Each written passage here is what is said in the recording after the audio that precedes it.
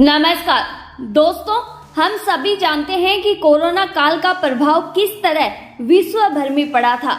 ऐसा कोई नहीं था जो इस महामारी की आग से झुलसा ना हो। किसी ने अपनों को खोया तो कोई अपनी रोजी रोटी से महरूम हो गया।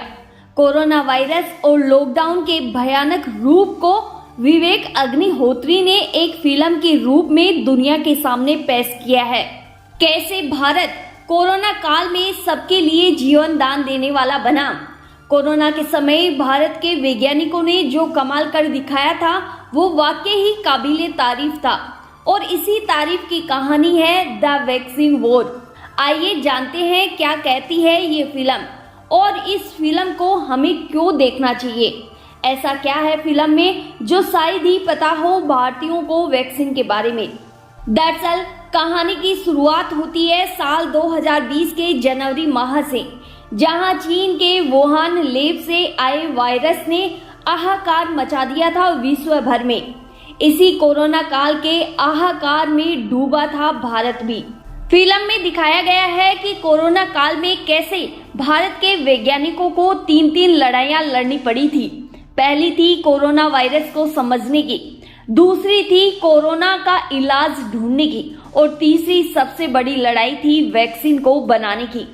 क्योंकि बहुत से देश के लोग और विदेशी ये चाहते थे कि भारत कोरोना का वैक्सीन न बनाए, जिनका दबाव था कि भारत बाहर से वैक्सीन मंगाए।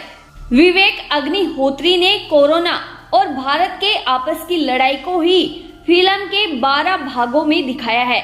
जैसे जवान फिल्म में भारत में होने वाले हादसों, सैनिकों के हथियारों और कुछ नेताओं की चालबाजी को दिखाया था, ठीक वैसे ही कोरोना काल में भारतीय वैज्ञानिकों की चुनौतियों के साथ साथ घरेलू पहलुओं को भी दिखाया गया है। आप इस कहानी को यूं समझ सकते हैं कि जब कोरोना काल आया और इतनी तेजी से फैल रहा था कि हर आदमी की सोच यही थी कि मेरे परिवार के लोगों में से किसी को कोरोना ना हो जाए, मैं खुद को बचाऊं और अपने परिवार को भी बचाऊं। ये सबसे बड़ी चुनौती थी हर इंसान की। अब आप जरा उन भारतीय वैज्ञानिकों के बारे में सोचिए जिनको अपनी भी जान बचानी थी, परिवार की भी जान बचानी थी और साथ ही पूरे देश की भी जान बचाने की जिम्मेदारी उनके ही कंधों पर थी और इसके लिए उनको वैक्सीन हर हालात में बनानी थी।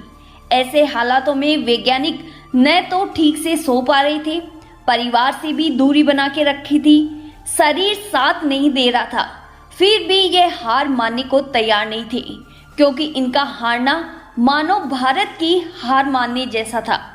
ये वो पल था जहां पर कुछ लोग पूरे देश को बचाने में लगे थे, वहीं कुछ लोग देश को गिराने में भी लगे थे। फिल्म में हमारे वैज्ञानिकों के सामने सबसे बड़ी चुनौती थी वैक्सीन को बनाना, लेकिन इससे भी बड़ी चुनौती थी, उसे देखकर शायद आपको गुस्सा आ जाए, वो ये कि कैसे हमारे वैज्ञानिक वैक्सीन बनाने में दिन रात लगे थे। इसी दौरान मीडिया का एक सेक्शन हमारे ही वैज्ञानिकों का हौसला तोड़ने में लगा था। कैसे कुछ पॉलिटिकल लोग राजनीति का गंदा खेल खेलते हैं और हमारे देश के फेल होने की बद्दुआ करते हैं। अब भारत को केवल कोरोना से ही नहीं लड़ना था, बल्कि उन गंदे लोगों की सोच से भी लड़ना था जो भारत के ही थे, भारत का खाते थे लेकिन गुणगान किसी और का करते थे। फिल्म में ये भी दिखाया गया है कि कैसे कुछ बिकाऊ पत्रकारों को ये पता लगता है कि कोरोना की वैक्सीन अपने ही भारत में बन रही है तो वो डगमगा जाते हैं, क्योंकि उन्हें लगता है कि कहीं भारत में कोरोना की वैक्सीन बन जाती है और समय रहते वैक्सीन के जरिए लोगों की जान बच जाती है तो सरकार हीरो बन सकती है।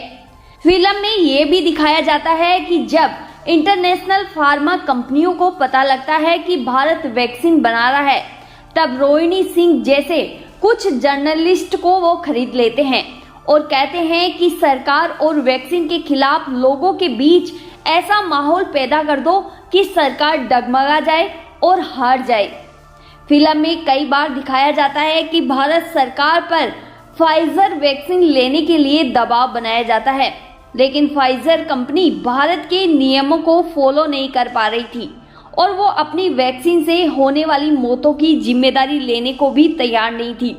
लेकिन ये सब बातें जनता को नहीं बताई जाती है, बल्कि इसका उल्टा भारत सरकार की कमियों को बताया जाता है। लेकिन आज की खबरें देखें तो फाइजर वैक्सीन दुनिया की सबसे फ्रॉड वैक्सीन है।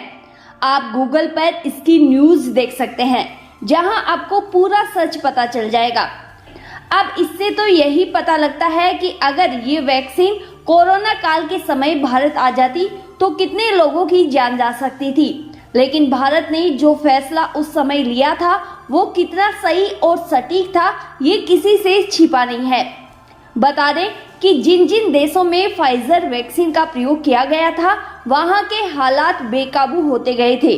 फिर भारत में जब वैक्सीन बनी तो भारत ने अपने लोगों की जान तो बचाई ही थी, साथ ही विदेशों में ये वैक्सीन भेजकर वहां के लोगों की भी जान बचाई थी। ये बात भी किसी से नहीं छिपी है कि कोरोना काल में भारत कैसे दुनिया का रक्षक बना था। लेकिन बड़े अफसोस की बात है दोस्तों कि हम भारत को समझने की बजाय उसकी छवि को गिराने में लग जाते हैं। जरा सोचिए, अगर भारत उस समय खुद का वैक्सीन ना बनाता तो क्या हालात होते भारत के। खैर, इस फिल्म में नारी शक्ति की मेहनत को पूरी ईमानदारी के साथ दिखाया गया है। ICMR और NIV की टीम में जो वैक्सीन बनाई थी उसमें 70% महिलाओं का योगदान था। आखिर एक माँ कैसे अपने बच्चों को मरते देख सकती है। माँ होती है, जिसे कम समय में ये कमाल कर दिखाया था वैक्सीन बनाने का। खैर, फिलहाल के लिए इतना ही दोस्तों।